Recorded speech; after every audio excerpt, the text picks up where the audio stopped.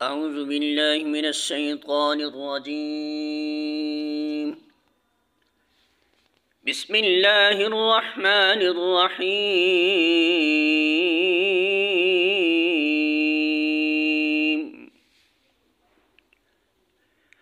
ولا تتمنوا ما فضل الله به بعضكم على بعض، للرجال نصيب مما اكتسبوا وللنساء نصيب مما اكتسبن، واسألوا الله من فضله إن الله كان بكل شيء عليما.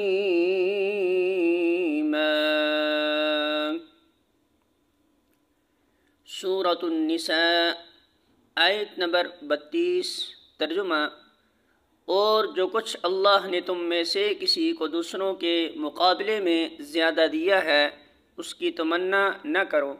جو کچھ مردوں نے کمایا اس کے مطابق ان کا حصہ ہے، اور جو کچھ عورتوں نے کمایا اس کے مطابق ان کا حصہ ہے. ہاں، اللہ سے اس کے فضل کی دعا مانگتے رہو، یقیناً اللہ ہر چیز کا علم رکھتا ہے. سورۃ النساء حاشیہ نمبر 54. اس آیت میں ایک بڑی اہم اخلاقی ہدایت دی گئی ہے جسے اگر ملحوظ رکھا جائے تو اجتماعی زندگی میں انسان کو بڑا امن نصیب ہو جائے گا. اللہ تعالیٰ نے تمام انسانوں کو یکساں نہیں بنایا ہے، بلکہ ان کے درمیان بے شمار حیثیتوں سے فرق رکھے ہیں. کوئی خوبصورت ہے اور کوئی بدصورت، کوئی خوش آواز ہے اور کوئی بد آواز، کوئی طاقتور ہے اور کوئی کمزور، کوئی سلیم الاعضاء ہے اور کوئی پیدائشی طور پر جسمانی نقص لے کر آیا ہے. کسی کو جسمانی اور ذہنی قوتوں میں سے کوئی قوت زیادہ دی ہے اور کسی کو کوئی دوسری قوت، کسی کو بہتر حالات میں پیدا کیا ہے اور کسی کو بدتر حالات میں، کسی کو زیادہ ذرائع دیے ہیں اور کسی کو کم.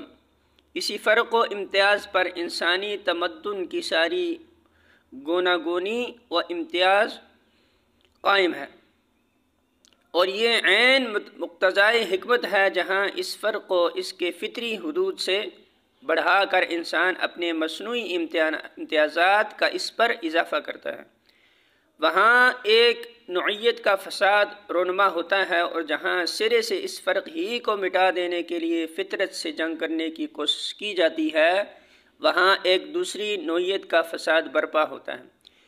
آدمی کی یہ ذہنیت کہ جسے کسی حیثیت سے اس اپنے مقابلہ میں بڑھا ہوا دیکھے بے چین ہو جائے، یہی اجتماعی زندگی میں رشک، حسد، رقابت، عداوت، مزاحمت اور کشاکش کی جڑ ہے. اور اس کا نتیجہ یہ ہوتا ہے کہ جو فضل اسے جائز طریقوں سے حاصل نہیں ہوتا اسے پھر وہ ناجائز تدبیروں سے حاصل کرنے پر اتر آتا ہے.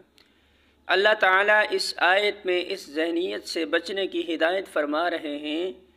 اس کے ارشاد کا مدعا یہ ہے کہ جو فضل اس نے دوسروں کو دیا ہو اس کی تمنا نہ کرو، البتہ اللہ سے فضل کی دعا کرو، وہ جس فضل کو اپنی علم و حکمت سے تمہارے لیے مناسب سمجھے گا عطا فرما دے گا. اور یہ جو فرمایا کہ مردوں نے جو کچھ کمایا ہے اس کے مطابق ان کا حصہ ہے، اور جو کچھ عورتوں نے کمایا اس کے مطابق ان کا حصہ ہے، اس کا مطلب جہاں تک میں سمجھ سکتا ہوں یہ ہے کہ مردوں اور عورتوں میں سے جس کو جو کچھ اللہ نے دیا ہے اس کو استعمال کر کے جو جتنی اور جیسی برائی یا بلائی کمائے گا اس کے مطابق یا با الفاظ دیگر اس کی جنس سے اللہ کے ہاں حصہ پائے گا.